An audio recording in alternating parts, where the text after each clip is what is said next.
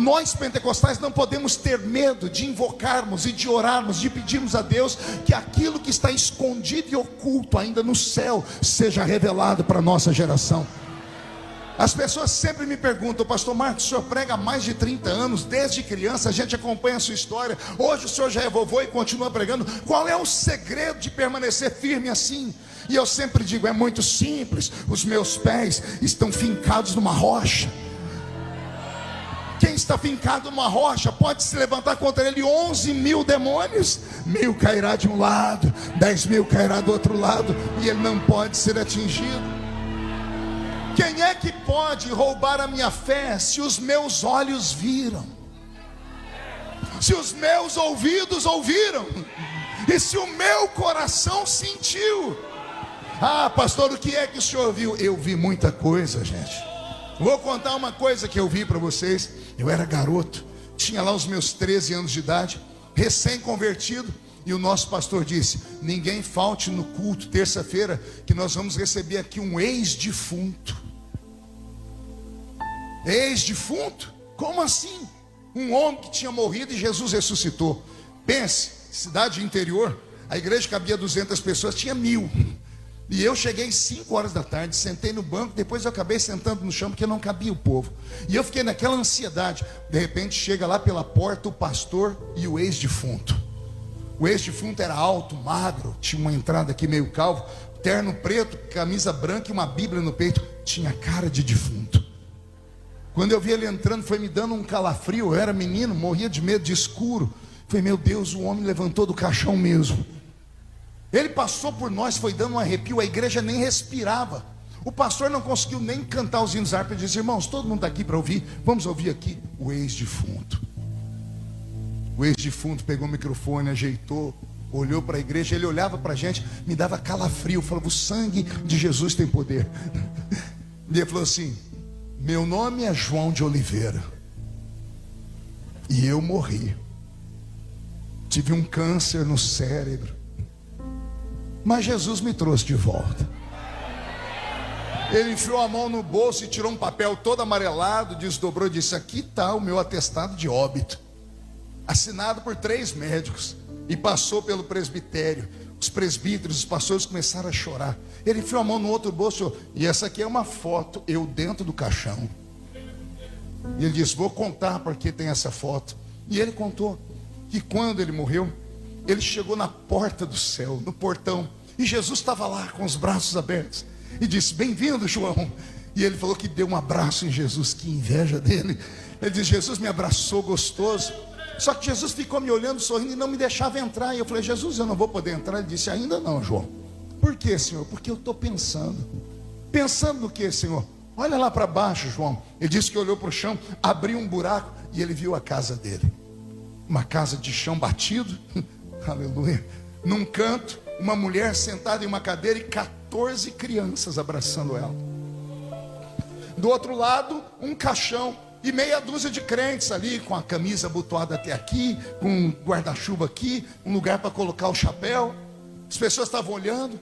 Ele disse que de repente abriu a porta e entrou um homem alto, magro também, tirou o chapéu, guardou o guarda-chuva, cumprimentou os irmãos, foi lá cumprimentar a viúva. E quando o homem pegou na mão da viúva, a viúva disse assim: ô pastor, ora para Jesus trazer o João de volta. Eu tenho 14 filhos para criar. Não era a hora dele morrer. O pastor foi lá, olhou o caixão. Ele ia começar o culto de velório. Ele não deu conta, ele disse que foi tomado. Ele dobrou o joelho e agarrou a mão do defunto e começou a orar: Jesus, devolve o João para ela. Só que não foi uma oração rápida, foram mais de 4 horas de oração. A notícia esparramou pelo bairro. A casa foi ficando cheia, até que alguém chamou um repórter da cidade. O repórter foi lá e fotografou. Por isso tinha foto dele dentro do caixão, com algodão no nariz e tudo mais. Ele disse que de repente ele ouviu o pastor que estava segurando a mão dele gritar assim: pastor, Senhor Jesus, quem ora aqui é o teu servo João Colenda,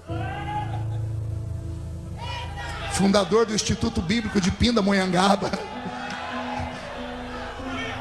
Olha só que tempo era aquele onde os pastores podiam falar: quem está falando aqui sou eu, Jesus. Senhor, devolve o João de Oliveira. E ele disse que de repente ele olhou para Jesus. Jesus disse: João, outro dia você volta. Aquele anjo ali vai te levar ali no inferno, vai te mostrar o céu, para você contar para a minha igreja como é. E avisa que já já eu vou buscar ela. Mas agora volta para a terra. Ele disse que de repente ele foi sugado para trás. Ele foi vendo Jesus ficar longe. Ele gritou: Jesus, por que eu não posso entrar? E Jesus falou com ele assim: a oração de um justo pode muito em seus efeitos. Eu me emociono de contar, porque eu lembro o que eu senti quando era criança ouvindo isso. Quem é o diabo para tentar roubar a minha fé? Os meus olhos viram a glória de Deus. E aqui eu me apavoro, porque esses de cabelinhos brancos, e se você levantar a cabeça agora e olhar para trás, procure os de cabelos brancos, faça isso agora, olhe, tente achar.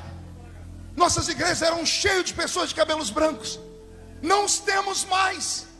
Por quê, pastor? Estão indo embora. Mas era para outros envelhecerem no lugar deles. Não está havendo uma reciclagem. Estamos num hiato de gerações. Os mais velhos estão indo, e os que deveriam estar aqui no lugar deles não estão. Se perderam no meio do caminho.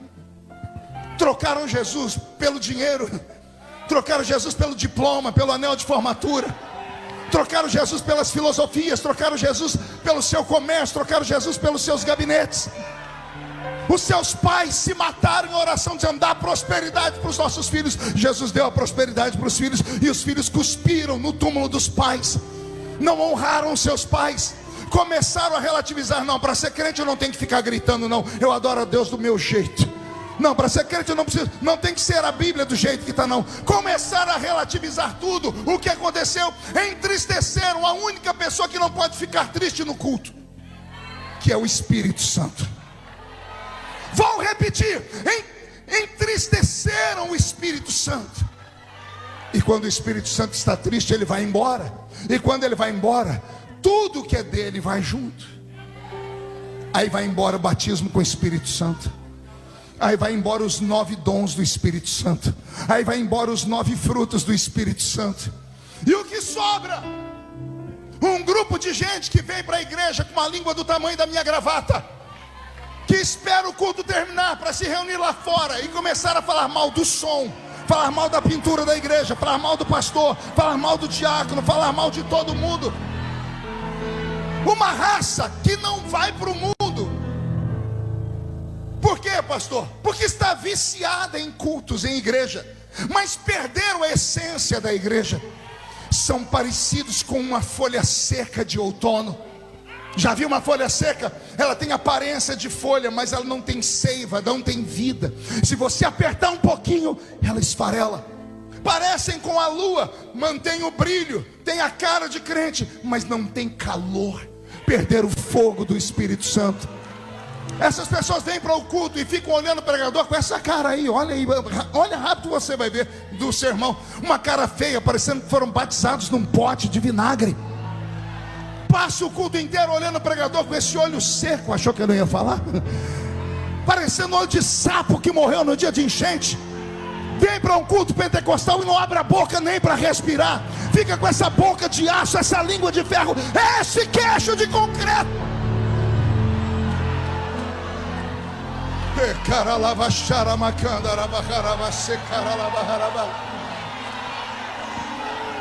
Não, pastor, não, pastor. Pastor, eu já me emocionei com os hinos. Pois é, esse é o seu problema. Muita alma,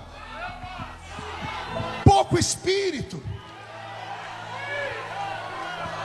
Não, pastor, mas eu chorei. Você chora em casa assistindo pela 1000ª vez o filme do Titanic. Na hora que o Leonardo DiCaprio vai afundar nas águas, a boquinha dele fica azul, eles mudam a música. Ou você chorando de novo pela 1000ª vez, e lá vai ele para o fundo das águas. Adeus, Rose. Até hoje, pastor Sérgio, eu não entendi por que ele não subiu naquela tábua. Porque cabia o Leonardo, a Rose, o pai, a mãe, até um cachorrinho dela. Mas isso é uma outra história para outro dia. Você chora ouvindo a música do Gustavo Lima.